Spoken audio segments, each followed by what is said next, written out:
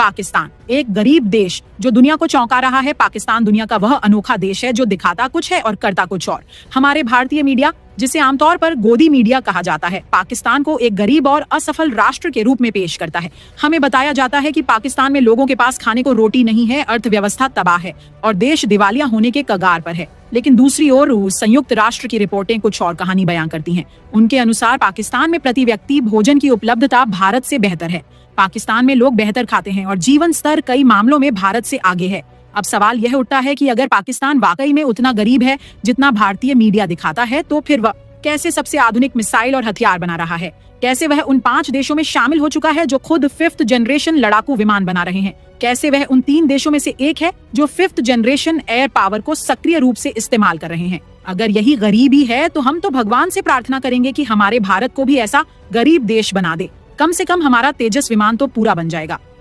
सच्चाई यह है कि पाकिस्तान ने न केवल अपनी वायुसेना को दुनिया की सबसे खतरनाक हवाई ताकतों में शामिल कर लिया है, बल्कि भारत को चारों ओर से रणनीतिक चुनौतियों में भी घेर लिया है। और हमारे देश में यहाँ 5 किलो गेहूं के लिए लोग लाइनों में खड़े रहते हैं, जबकि हमारा टैक्स का पैसा एक आउटडेटेड राफेल विमान में डूबा दिया गया, जिसका आज की 5th जनरेशन युद्ध में कोई विशेष स्थान नहीं है।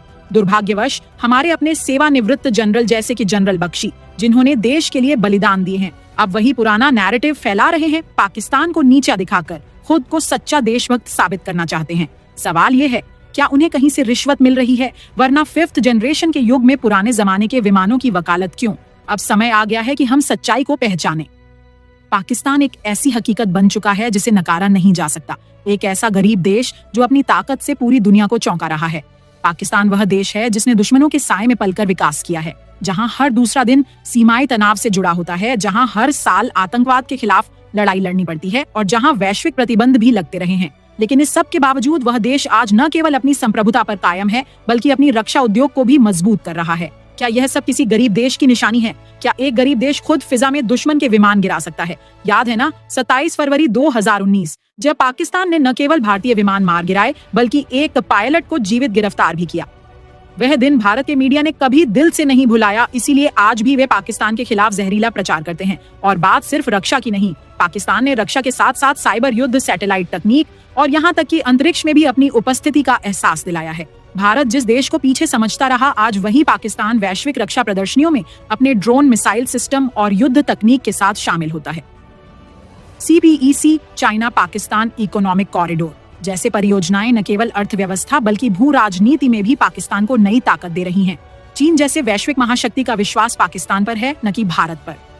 तो क्या यह सच में गरीबी है? एक तरफ हम हैं जहां एक किसान को अपनी उपज का सही मूल्य नहीं मिलता, एक छात्र को पढ़ाई के बाद नौकरी नहीं मिलती और एक सैनिक को आधुनिक हथियार नहीं मिलते।